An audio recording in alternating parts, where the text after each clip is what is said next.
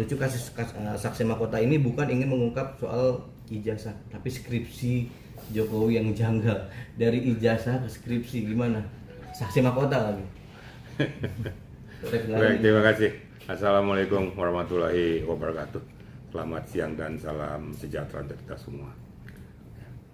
Ya, kadang-kadang saya merasa geli ya. Nggak dapat yang satu, ke yang satu. Nggak dapat yang ke sana, lari ke MK. Saya capeknya nanti lama-lama kalau nggak dapat ke situ nanti lari ke pengadilan agama nanti. Saya udah nggak tahu lagi mau kemana lagi itu kan. Sedangkan substansinya itu kan cukup jelas. Masalah ijazah, kok mencari skripsi, cari ini, cari itu. Nah, perlu saya sampaikan kepada media, biar kembali masyarakat mengerti bahwa ijazah ini bukan sengketa para pihak.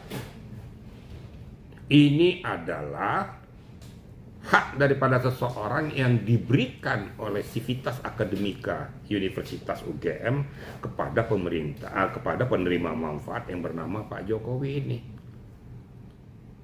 Sedangkan yang namanya perlu dipersoalkan itu adalah salah satu para pihak ini merasa keberatan karena dia dirugikan secara undang-undang. Nah, sekarang yang dirugikan pada manusia-manusia ini apa? Kan nggak ada. Kalau dalam bahasa hukumnya nggak ada hubungan hukum. Kalau sudah tidak ada hubungan hukum, berarti tidak ada legal standingnya untuk melakukan langkah-langkah itu. Nah, kita lihat saja coba sampai ke MK. Ke MK kan masalah norma, bukan masalah persoalan ijazah. Akhirnya larinya masalah pengen mengamputasi penerapan pasal-pasal yang ada di Undang ITE itu. Pasal 32, 35, 28. Hanya pokok permasalahan ijazah ini. Kalau kita pengen lihat tuh apa penjelasan Pak Saldi itu, sebenarnya tuh penjelasan yang sangat menohok tuh. Kalau saya tuh sudah kabur saya. Itu kan sudah memalukan. Tuh sama dengan, lu kok salah makan obat sih? Kok larinya ke sini tentang masalah ini? Gitu kira-kira. Ya tapi nggak tahu sudah kebal mungkin sudah nggak tahu lagi saya. Ya, kalau saya bilang tuh tadi tuh salah sasaran, salah makan obat. Nah sekarang dari sana lari ke skripsi, nanti besok lari kemana lagi? Terus hak kewenangan dia untuk skripsi, minta skripsi itu apa? Kan nggak ada. Nah ini yang saya katakan ini sudah tidak jelas dan tidak lagi tepat pada sasarannya. Cuma ya harapan saya untuk segera menyelesaikan pokok permasalahan ini, saya menghimbau untuk pihak Polda Metro. Segeralah tuntaskan masalah ini dan JPU yang menerima pengembalian berkas tersebut segera dan menyegerakan supaya jelas arah muara hukum ini. Benar katakan benar, salah katakan salah, sehingga masyarakat tidak terombang-ambing dengan penjelasan daripada manusia-manusia ini. Ada yang mengkaburkan, ada yang merasa bahwa ini tidak benar, akhirnya masyarakat juga jadi terpecah. Inilah dampak daripada perbuatan daripada orang-orang yang tidak bertanggung jawab itu. Namun demikian, silakan saja nanti JPU menelaah ini dan kita berharap segeralah bermuara ke pengadilan untuk menyelesaikan pokok permasalahan ini. Kalau pihak sebelah, pihak Roy Suryo tidak merasa keberatan, kenapa tidak berani untuk berhadapan di meja pengadilan? Buktikan dong. Kenapa kamu minta dihentikan? Kan lucu. Kalau memang saya tidak merasa bahwa saya benar, udah aja buktikan aja pengadilan di depan khalayak ramai, publik akan menyaksikan bahwa kau piawai.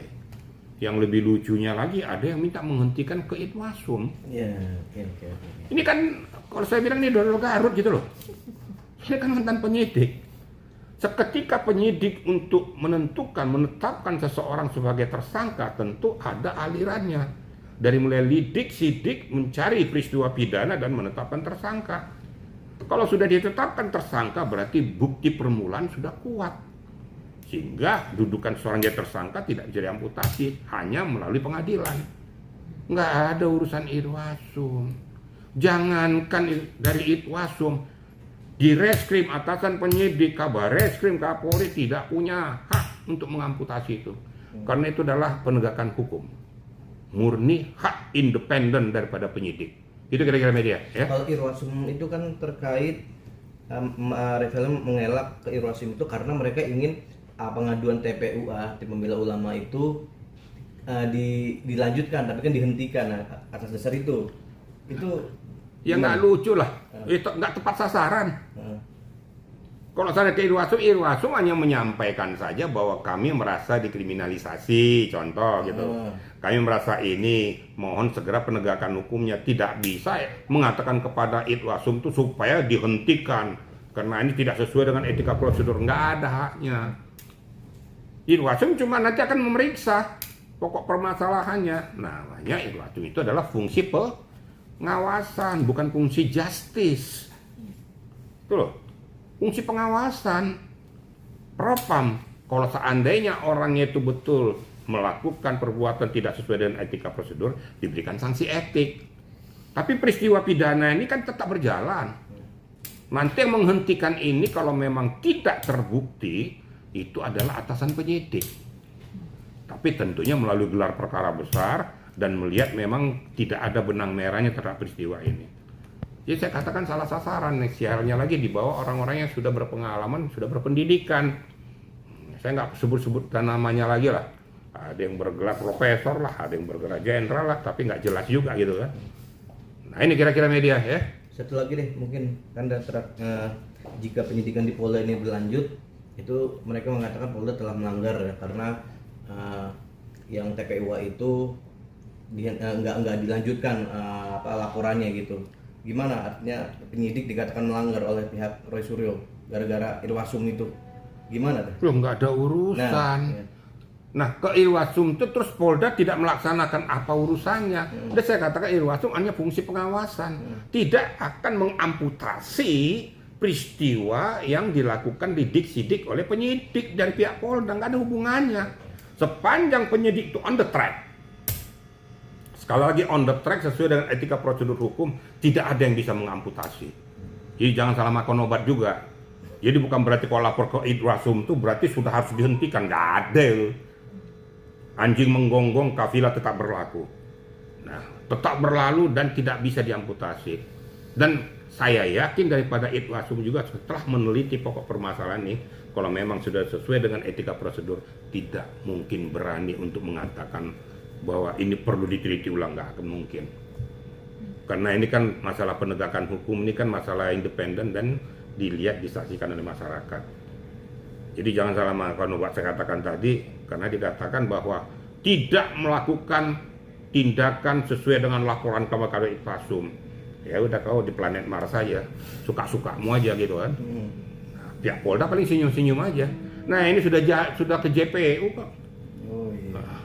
Sudah diserahkan berkas, berarti kalau diserahkan berkas perkaranya itu berarti sudah lengkap, lidik, sidik, barang bukti sudah lengkap semua, tinggal dari JPU kemarin mengembalikan itu untuk hanya melengkapi berkasnya, memenuhi berkasnya agar nanti dakwaannya jelas.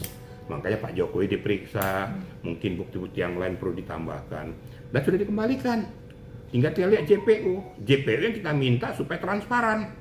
Lakukan tindakan itu.